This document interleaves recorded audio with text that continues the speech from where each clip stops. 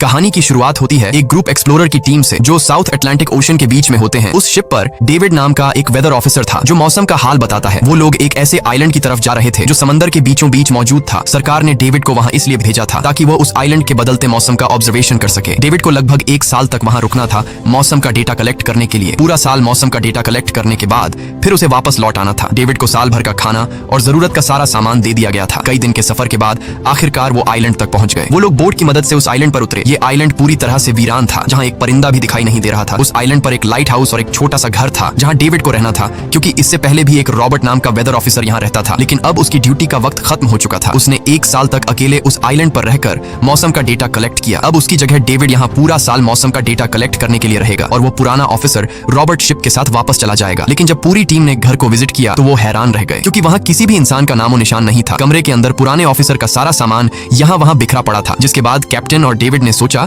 कि शायद light house में कोई हो सकता है। कैप्टन और डेविड बिना वक्त गंवाए लाइट हाउस की तरफ बढ़ते हैं और वो सब वहां एक अजीब नजारा देखते हैं। वो देखते हैं कि पूरा लाइट हाउस तेज और नुकीले लकड़ियों से घिरा हुआ था, जैसे किसी ने जानबूझकर उसे बंद कर दिया हो ताकि कोई भी अंदर न जा सके। जिसके बाद कैप्टन और डेविड ने लाइट हाउस का गेट कई बार नॉक किया, लेकिन अंदर से कोई रिस्पॉन्स नहीं मिला। आखिर में उन्होंने गेट को जोर से धक्का दिया और अंदर घुस गए। लाइट हाउस के अंदर उन्हें एक आदमी मिला जिसका नाम ग्रूनर था। जब उन्होंने ग्रूनर से पुराने वेदर ऑफिसर रॉबर्ट के बारे में पूछा तो उसने जवाब दिया कि वो तो मर गया है। वो समंदर की तरफ गया लेकिन दोबारा कभी लौटकर वापस नहीं आया। ग्रूनर की बातें सुनकर डेविड और कैप्टन दोनों चौंक गए। ये सब सुनने के बाद कैप्टन ने डेविड से कहा, अगर तुम अब भी चाहो तो हमारे साथ वापस चल सकते हो। लेकिन डेविड ने वापस जाने से इनकार कर दिया। डेविड ने सोचा अगर वो सरकार को उस आइलैंड का एक्यूरेट वेदर रिपोर्ट दे पाया तो उसे काफी मोटी रकम मिल सकती है। जिसके बाद कैप्टन ने उसे एक गन दी खुद की प्रोटेक्शन के लिए, और कैप्टन ने डेविड से कहा कि ये जगह मुझे सेफ नहीं दिखाई दे रही, अपना ख्याल रखना। इसके बाद उसे वहीं पर छोड़कर वो सब वापस चल दिए और अब ये दोबारा वापस 1 साल बाद आएंगे। कैप्टन के जाने के बाद डेविड ने घर को थोड़ा सेटल किया, रहने के काबिल बनाया। रात होने के बाद उसे ड्रॉर में एक डायरी मिली जो पुराने वेदर ऑफिसर रॉबर्ट की थी। उस डायरी में आइलैंड के बारे में बहुत कुछ लिखा था। डायरी में एक मिस्टीरियस क्रीचर के बारे में कुछ बातें लिखी गई थी, लेकिन सब कुछ साफ नहीं था, कुछ बातें अधूरी थी। डेविड हर लाइन को ध्यान से पढ़ता गया। उस डायरी में कुछ अजीब तरह के जानवरों के स्केचेस भी बने थे। डेविड को समझ नहीं आया उसने ऐसी पिक्चर्स क्यों बनाई थी। शायद वो अकेला था और टाइम पास के लिए ऐसा किया होगा। डायरी के एक पेज पर पुराने ऑफिसर के वाइफ की फोटो भी लगी थी। डेविड वह डायरी पढ़ते पढ़ते थक गया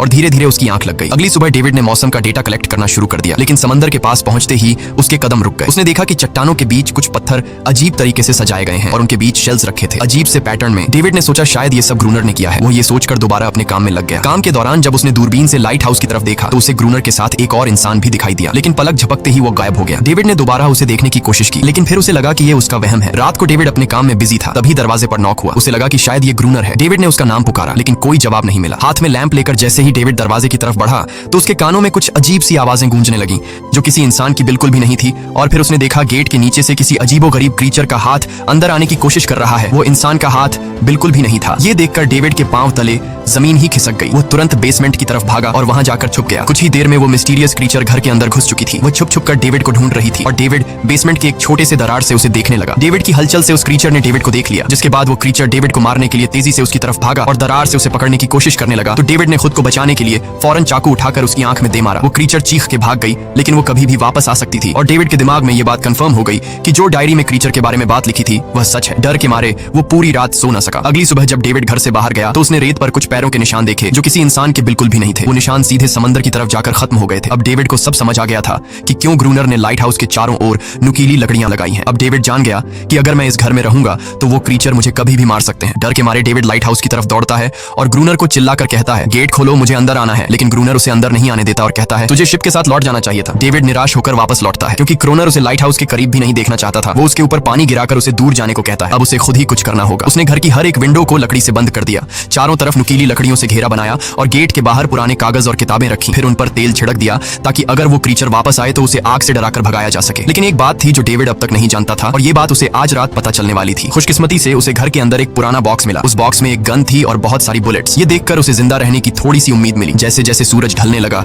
डेविड के दिल में डर बढ़ने लगा। कुछ ही देर में चारों तरफ रात का अंधेरा छा गया। डेविड गन हाथ में लिए घर के एक कोने में चुपचाप बैठा था। उसकी दिल की धड़कनें तेज थीं। तभी एक अजीब आवाज सुनाई दी और जब डेविड ने खिड़की से छुपकर समंदर की तरफ देखा तो जैसे उसके पैरों के नीचे से जमीन ही खिसक गई। उसने देखा कि सिर्फ एक नहीं बल्कि पानी में से कई सारी वही अजीबोगरीब क्रीचर्स उसकी तरफ बढ़ रही हैं। कुछ ही देर में वो सब इकट्ठा होकर कमरे का गेट तोड़ने की कोशिश करने लगे। डेविड ने तुरंत गोलियां चलानी शुरू की, जिनमें से कुछ क्रीचर्स गिरकर मर गए। डेविड को लगा कि गोली की आवाज सुनने के बाद वो डरकर भाग जाएंगे, लेकिन अपने साथियों को मरता हुआ देखकर वो और भी ज्यादा गुस्सा हो गए। तब डेविड प्लान बी अपनाते हुए गेट के बाहर रखे कागजों और पुरानी किताबों को आग लगा देता है। आग देखकर वो क्रीचर्स डर के मारे वापस समंदर में लौट गए, लेकिन अब वही आग डेविड के घर तक पहुंच चुकी थी। घर के दरवाजे ने आग पकड़ ली और धीरे धीरे फैलने लगी, क्योंकि पूरा घर लकड़ी का बना हुआ था। डेविड ने तुरंत एक चादर में खुद को लपेटकर अपनी जान बचाई और बाहर निकलकर लाइट हाउस के पास एक बड़े पत्थर के पीछे छुप गया। क्रीचर्स को शूट करते वक्त डेविड के हाथ में काफी गहरी चोट भी आई। तभी अचानक तेज बारिश शुरू हो गई। आग धीरे धीरे बुझने लगी, लेकिन पूरी रात की बारिश के बाद भी सुबह तक डेविड अपना घर नहीं बचा पाया। पूरा घर जलकर लगभग राख हो चुका था। अब अगर डेविड को जिंदा रहना है तो उसे लाइट हाउस में पनाह लेनी होगी। उसने अपनी राइफल उठाई और लाइट हाउस के पास के पत्थरों के बीच छुप गया और इंतजार करने लगा कि कब ग्रूनर पानी भरने आएगा। जब ग्रूनर पानी भरने के लिए लाइट हाउस से बाहर निकला तो डेविड उसके पीछे पीछे चल दिया। लेकिन तभी अचानक एक अजीब सा क्रीचर जो ग्रूनर के पास ही था उसने डेविड पर हमला कर दिया। लेकिन किसी तरह करके डेविड ने उसे काबू कर लिया। वो क्रीचर ग्रूनर का रक्षक था। जब वह उसे शूट करने वाला था तो ग्रूनर ने तुरंत डेविड को रोका और कहा, रुक जाओ, ये मेरा पालतू है। डेविड ने गोली नहीं चलाई और मौके का फायदा उठाते हुए उसने ग्रूनर के साथ एक शर्त रखी, अगर इस क्रीचर को जिंदा रखना है तो मुझे लाइट हाउस में रहने दिया जाए, नहीं तो मैं इसे मार दूंगा। जिसके बाद ग्रूनर ने हाँ कर दी, क्योंकि डेविड के पास ढेर सारा खाना और गन पाउडर था। शाम होने से पहले दोनों बचा हुआ खाना लेकर लाइट हाउस लौट आए और वो दोनों आराम से सो गए। अगली सुबह वो क्रीचर चुपचाप डेविड का हाथ चाट रहा था। जब डेविड नींद से जागा तो उसने देखा कि इस क्रीचर के चाटने की वजह से उसका हाथ पूरी तरह से ठीक हो चुका है। ये सब देखकर डेविड हैरान हुआ। डेविड अब क्रोनर से इस क्रीचर के बारे में और जानना चाहता था और फिर ये सब दुनिया के सामने लाना चाहता था, क्योंकि ये किसी जादू से कम नहीं था। डेविड ने सोचा, अगर इस क्रीचर का राज दुनिया के सामने हम लाते हैं तो डेविड और क्रोनर दोनों बहुत सारा पैसा और नाम कमा लेंगे। लेकिन क्रोनर को ये सब नहीं चाहिए था। वो इस आइलैंड से कहीं नहीं जाना चाहता था। क्रोनर का अब इस दुनिया में कोई नहीं बचा था। उसके लिए ये आइलैंड परफेक्ट था, जहां वो अपने आप को एक किंग समझता था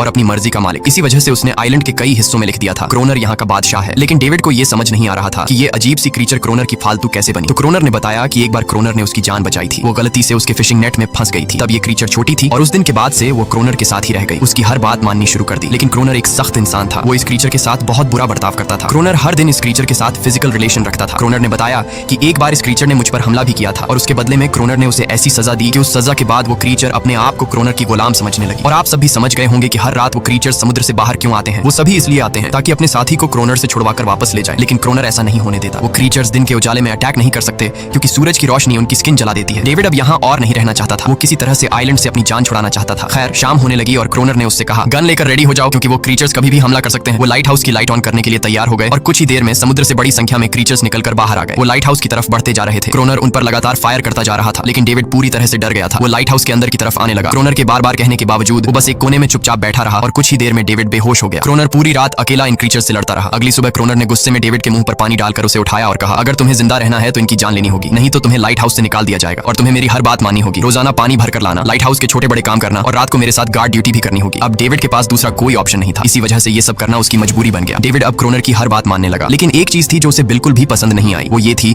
कि हर रोज उस फीमेल क्रीचर को अलग अलग तरीकों से फिजिकली टॉर्चर करना। रात होती है, दोनों फिर से गार्ड ड्यूटी के लिए तैयार हो जाते हैं और एक बार फिर वो क्रीचर समुद्र से निकलकर बाहर आते हैं। लेकिन आज डेविड को डर नहीं लग रहा था। उसने क्रीचर पर फायरिंग शुरू की, मगर आज क्रोनर कुछ भी नहीं कर रहा था। वो डेविड को बाहर छोड़कर लाइट हाउस का गेट बंद कर देता है और खुद चुपचाप अंदर बैठ जाता है ताकि डेविड खुद सीख सके कि इन क्रीचर से कैसे लड़ा जाता है। इसी तरह डेविड को लड़ते लड़ते वो रात कट जाती है और सुबह हो जाती है। सुबह क्रोनर ने देखा कि डेविड लाइट हाउस के गेट के बाहर खून में लथपथ बैठा था। अब उसने सीख लिया था कि इन क्रीचर्स से कैसे लड़ना है। इसी तरह समय गुजरता गया, रातों को इन क्रीचर्स से लड़ते हुए और दिन भर क्रोनर के लाइट हाउस के काम संभालते हुए। ये आइलैंड अब उसके लिए एक बंद घर जैसा हो गया था। वो हर वक्त सोचता रहता था कि कब ये जगह छोड़कर आजादी की सांस लेगा। समय के साथ साथ डेविड का उस फीमेल क्रीचर के साथ एक अजीब सी दोस्ती बन गई थी। डेविड को उसके लिए अब बुरा लगने लगा था। अब उसे समझ आया कि अपने लोगों को छोड़कर अकेला रहना कितना मुश्किल होता है। शायद वो क्रीचर भी कुछ ऐसा ही महसूस करती थी। डेविड ने उस क्रीचर को एक नाम भी दिया, अनारियस। इसी तरह से दिन गुजरते गए और फिर एक दिन उन्होंने देखा कि इन क्रीचर्स के अटैक्स धीरे धीरे कम हो रहे हैं। डेविड सोचता है शायद सर्दियों में वो कहीं और चले जाते हैं या फिर शायद उन्हें समझ आ गया था कि इन दोनों से लड़कर कुछ हासिल नहीं होगा। लेकिन क्रोनर ने उससे कहा कि ऐसा बिल्कुल नहीं है, वो फिर से अटैक करेंगे। अब वो अपनी संख्या बढ़ा रहे हैं। कुछ और दिन ऐसे ही गुजर गए। एक रात डिनर के बाद क्रोनर और डेविड ने टाइम पास के लिए चेस खेलना शुरू किया। लेकिन यहीं पर क्रोनर से एक बड़ी गलती हो गई। वो दोनों खेल में इतने उलझ गए कि लाइट हाउस की लाइट्स ऑन करना ही भूल गए। अंधेरे का फायदा उठाकर क्रीचर्स ने उन पर अटैक कर दिया। डेविड ने देखा कि क्रीचर्स की संख्या इतनी ज्यादा थी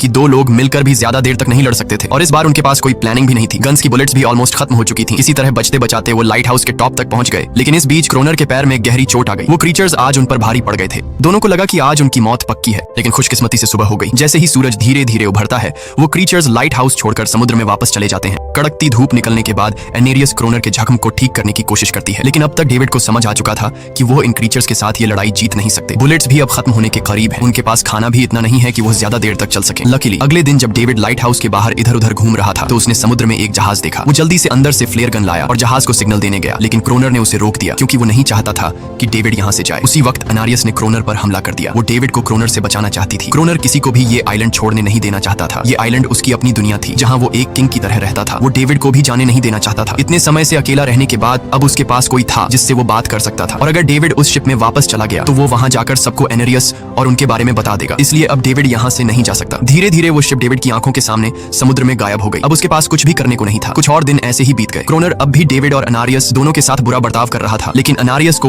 वो खास तौर पर मारता था, जो डेविड को बिल्कुल पसंद नहीं था। एक दिन डेविड ने अनारियस को एक छोटी टॉय बोट गिफ्ट में दी, जो उसने किसी मछली की हड्डी से बनाई थी। लेकिन जब अनारियस ने उस बोट को देखा तो वो डेविड को आइलैंड के एक ऐसे कोने में ले गई जहाँ सचमुच एक असली बोट रखी थी। जब डेविड ने इस बोट के बारे में क्रोनर से पूछा तो उसने कहा हाँ, उसे पहले से पता था कि आइलैंड के इस हिस्से में एक बोट है। क्रोनर कहता है कि कुछ लोग इस आइलैंड तक बोट के जरिए अपनी जान बचाने आए थे, लेकिन सुबह होने से पहले उनमें से कोई भी जिंदा नहीं बचा। सबको इन क्रीचर्स ने मार दिया। वो सब शिप में गोला बारूद ले जा रहे थे, लेकिन समुद्र में आए तूफान की वजह से उनका शिप इसी आइलैंड के पास डूब गया। ये सब सुनते ही डेविड के दिमाग में एक आइडिया आया। उनके पास एक डाइविंग सूट जैसा कुछ था। डेविड ने कहा कि अगर हम दोनों में से कोई उस सूट को पहनकर समुद्र के उस हिस्से में जाए जहां वो शिप डूबी थी, तो हो सकता है उन्हें कुछ बुलेट्स या डायनामाइट मिल जाए, जिससे इन क्रीचर्स से लड़ना आसान हो जाए। लेकिन क्रोनर ने इस बात को मानने से इनकार कर दिया, पर डेविड अपनी जान को खतरे में डालकर ये काम करने को तैयार था। कुछ और दिन ऐसे ही गुजर गए। डेविड और अनारियस के बीच एक गहरा कनेक्शन बन गया। डेविड उसे पसंद करने लगा था। इन दोनों को रोमांस करते हुए ये सब क्रोनर ने चुपके से देख लिया। क्रोनर को लगा कि अनारियस उसे छिन जाएगी, इसलिए डेविड को रास्ते से हटाना पड़ेगा। अगले दिन क्रोनर खुद डेविड की बात मानने को तैयार हो जाता है। वो डेविड से कहता है ठीक है, तुम सूट पहनकर नीचे पानी में जाओगे और वहां ढेर सारा RDX कलेक्ट करोगे, फिर मैं तुम्हें बोट से ऊपर की तरफ खींच लूंगा। लेकिन क्रोनर का असली इरादा कुछ और ही था। वो चाहता था कि डेविड उसकी मदद से समुद्र के नीचे रखे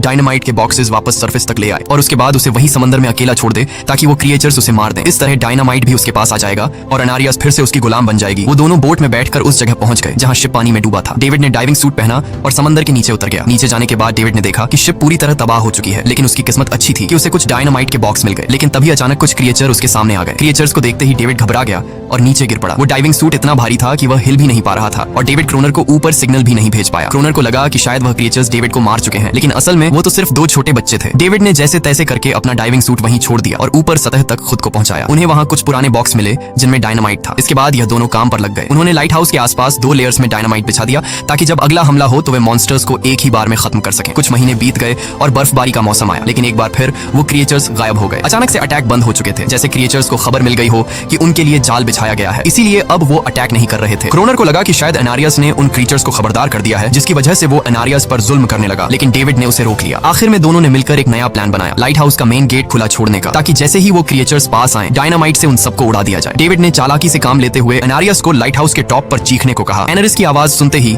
सभी क्रिएचर्स गुस्से से भड़क उठे। क्रिएचर्स ने जब देखा कि लाइट हाउस का मेन गेट खुला हुआ है तो उन्हें लगा कि यह अच्छा मौका है अनारियस को छुड़ाने का, लेकिन असल में यह उनके लिए एक चाल थी। कुछ ही देर में वह क्रिएचर समंदर से बाहर निकलने लगे। वे सीधे मेन गेट की तरफ बढ़े और अंदर घुसते ही डेविड पर हमला कर दिया। डेविड भी हिम्मत दिखाता है और क्रिएचर से जान छुड़ा लेता है। जैसे ही वे सभी क्रिएचर लाइट हाउस के पास पहुंच जाते हैं तो क्रोनर डायनामाइट का लीवर दबा देता है, लेकिन ब्लास्ट नहीं होता। असल में डेविड ने उसका कनेक्शन खोल दिया था और क्रोनर उसे दोबारा लगाना भूल गया था। डेविड तुरंत ऊपर भागता है और डायनामाइट का वायर जोड़ना शुरू करता है। तब तक वो क्रिएचर्स लाइट हाउस पर चढ़ने की कोशिश कर रहे होते हैं, जिन्हें सिर्फ अकेला क्रोनर रोकता है। जैसे ही कनेक्शन पूरा होता है डेविड पहला लेयर उड़ा देता है, जिससे कई क्रिएचर्स ब्लास्ट में खत्म हो जाते हैं, लेकिन अभी भी काफी मॉन्स्टर्स लाइट हाउस पर हमला करने के लिए तैयार होते हैं। इस वजह से क्रोनर दूसरा लेयर भी ब्लास्ट कर देता है। दोनों उस जोरदार धमाके में बेहोश हो जाते हैं। अगली सुबह जब दोनों होश में आए तो उन्होंने देखा कि अनारियस वहां नहीं थी। ब्लास्ट में चारों तरफ मरे हुए क्रिएचर्स पड़े थे। क्रोनर उन सबको मार रहा था जो जख्मी हालत में जिंदा बचे थे। तभी डेविड की नजर उनमें से एक के गले में लटके एक नेकलेस पर पड़ी। उस क्रिएचर को तड़पता हुआ देखकर डेविड को उस पर तरस आ जाता है और उसे अपनी गलती का एहसास हो जाता है। जिन क्रिएचर्स को वह अब तक खूंखार समझते आए थे वो भी इंसानों की तरह थे, सिर्फ बोल नहीं सकते थे। लेकिन क्रोनर के लिए यह सब बेकार बातें थी। उस दिन के बाद वह क्रिएचर्स फिर कभी अटैक नहीं कर पाए, लेकिन हर दिन समंदर के किनारे से रोने की आवाजें आती थी। डेविड को अब तक नहीं पता था कि उन्होंने कितना बड़ा नुकसान कर दिया था, कितनी फैमिली टूट गई, कितने बच्चों ने अपने लोग खो दिए, सिर्फ एक गलतफहमी की वजह से। अगले दिन डेविड ने समंदर में उन क्रिएचर्स के कुछ छोटे छोटे बच्चों को देखा, वो सब जिन्होंने अपने परिवार खो दिए थे। डेविड ने पत्थरों का एक गोल सर्कल बनाया और उसके बीच में वह छोटी टॉय बोट रख दी ताकि एनरिस उसे देखकर वापस लौट आए। डेविड ने कई घंटे इंतजार किया, लेकिन एनरिस कभी वापस नहीं आई। सुबह नींद से जागने के बाद डेविड ने देखा कि क्रोनर सो रहा है। क्रोनर के पास कुछ पुरानी चीजें रखी थी, उनमें एक पुरानी तस्वीर भी थी, और जैसे ही डेविड ने उस तस्वीर को देखा वह हैरान रह गया। वह लड़की जिसका फोटो उसने पहले दिन पुराने ऑफिसर रॉबर्ट की डायरी में देखा था, वह कोई और नहीं बल्कि क्रोनर की पत्नी थी और फोटो में क्रोनर उसके साथ खड़ा था। असल में 1 साल पहले आए वेदर ऑफिसर रॉबर्ट मरा नहीं, बल्कि उसने अपनी पहचान बदल दी थी, यानी क्रोनर ही वेदर ऑफिसर रॉबर्ट है, बस उसने अपना नाम बदल लिया था क्योंकि अब वह कभी इस आइलैंड को छोड़ना नहीं चाहता था। ये सब देखकर डेविड ने भी यह उम्मीद छोड़ दी कि वह कभी इस आइलैंड से जा पाएगा। अगले दिन शाम को जब डेविड समंदर के किनारे गया उसने देखा कि उस सर्कल में रखी छोटी बोट अब वहां नहीं थी, लेकिन उसी जगह पर उसने एक क्रीचर का छोटा सा बच्चा देखा जिसके हाथों में वह बोट थी। डेविड ने अपने हाथ में जलती हुई लकड़ी को उस सर्कल के बीच में फेंक दिया ताकि वह दिखा सके कि उसका इरादा लड़ने का नहीं है और उसे किसी को खतरा महसूस न हो। वह उनके साथ दोस्ती करना चाहता था। कुछ ही देर बाद समंदर की लहरों से अनारिस निकलती है और उसके पीछे पूरा क्रीचर्स का ग्रुप भी समंदर से बाहर आता है, लेकिन इस बार कोई भी डेविड पर अटैक नहीं करता क्योंकि वे भी अब शांति चाहते हैं। उनका इरादा सिर्फ एक सुरक्षित जगह पाने का था अपने बच्चों के लिए। लेकिन तभी वहां क्रोनर हाथ में बंदूक लिए पहुंच जाता है। क्रोनर को लगता है कि अगर शांति हो गई तो उसे सबसे ऊपर होने का एहसास कैसे होगा। डेविड उसे समझाने की कोशिश करता है कि ये क्रीचर्स क्रीचर्स लड़ना नहीं चाहते, ये शांति चाहते हैं। लेकिन ग्रोनर किसी की नहीं सुनता। वो एनेरियस से चिल्लाकर कहता है अंदर चली जाओ। लेकिन ये पहली बार था कि एनेरियस ने उसकी बात नहीं मानी, क्योंकि अब वह उसकी नौकरानी नहीं थी। यह देखकर क्रोनर को लगता है कि अब इस आइलैंड पर उसकी बादशाहत नहीं रही। क्रोनर खुद को अंदर से कमजोर महसूस करने लगता है, क्योंकि अब कोई भी उसका हुक्म नहीं मान रहा था। गुस्से में उसने लाइट हाउस की तरफ कदम बढ़ाए। डेविड को लगा शायद क्रोनर को अब समझ आ गया होगा कि हर एक जानवर आजादी चाहता है, कोई भी किसी का गुलाम बनकर नहीं जीना चाहता। लेकिन क्रोनर के सर से बादशाहत का भूत कहां उतरने वाला था। जैसे ही वह लाइट हाउस पहुंचा, उसने सिग्नल गन से एक फ्लेयर छोड़ी, जो सीधा जाकर एक क्रीचर के बच्चे से टकरा गई। उस बच्चे की तुरंत मौत हो गई। सभी क्रीचर्स डर के मारे भाग गए और एनेरियस ने भी डेविड पर अपना पूरा भरोसा खो दिया। गुस्से से पागल डेविड तुरंत लाइट हाउस की तरफ भागता है क्रोनर को सबक सिखाने। डेविड उससे लड़ने लगता है, क्यों किया तूने ये सब? ये लोग तो बस शांति चाहते थे। लेकिन क्रोनर इतना हिंसक हो चुका था कि उसने डेविड को मारने का फैसला कर लिया। वह हाथ में लोहे का रॉड लेकर जैसे ही डेविड पर वार करने जा रहा था, डेविड ने उसे उसके असली नाम से पुकारा और कहा, रुक जाओ रॉबर्ट, तुम खूनी नहीं हो। ये सुनकर क्रोनर एकदम रुक गया। असल में रॉबर्ट ऐसा इंसान कभी था ही नहीं। इस आइलैंड पर आने के बाद अकेले रहने की वजह से उसकी मेंटल हेल्थ बिगड़ चुकी थी। अकेलापन, अपनी पत्नी की मौत और गहरा डिप्रेशन, इन सब ने उसे ऐसा बना दिया था। वह असल में कोई किलर नहीं था, वह एक अच्छा इंसान था। क्रोनर को एहसास हुआ कि ये क्रीचर्स कभी लड़ना नहीं चाहते थे, वे बस शांति चाहते थे। क्रोनर ने उन्हें सिर्फ इसलिए मारा ताकि वह खुद को पावरफुल दिखा सके। और अब क्रोनर को अपनी गलती का एहसास हो चुका था, इसीलिए उसने खुद को उन क्रीचर्स के सामने सरेंडर कर दिया और कुछ ही पलों में उन्होंने उसे मार दिया। डेविड लाइट हाउस के अंदर खुद को लॉक कर लेता है। समय ऐसे ही बीतता चला जाता है और एक साल बाद आइलैंड पर एक गवर्नमेंट अफसर आता है, साथ में एक नया वेदर ऑफिसर भी होता है। अब नए गवर्नमेंट अफसर ने इस आइलैंड पर वेदर मॉनिटर की ड्यूटी करनी थी। जब कैप्टन पिछले अफसर के बारे में डेविड से पूछता है तो डेविड भी वही बात करता है कि वह पानी की तरफ गया था लेकिन कभी वापस नहीं आया। और वेदर ऑफिसर को भी लगता है कि डेविड ही क्रोनर है। डेविड ने भी उनकी इस गलतफहमी को ठीक नहीं किया। वह चुपचाप बालकनी पर गया और खड़ा हो गया बिना कुछ कहे, क्योंकि अब वह भी इस आइलैंड को छोड़ना नहीं चाहता था, बिल्कुल क्रोनर की तरह। इसी दौरान एनेरिस भी अपने परिवार के साथ खुश थी। अब उन्हें किसी क्रोनर जैसे आदमी का डर नहीं था। अब वे आइलैंड पर भी और समंदर में भी आजादी से जी सकते थे। इसी के साथ कहानी खत्म हो जाती है। अगर वीडियो आपको अच्छी लगी हो तो हमारे चैनल को जरूर सब्सक्राइब कीजिए।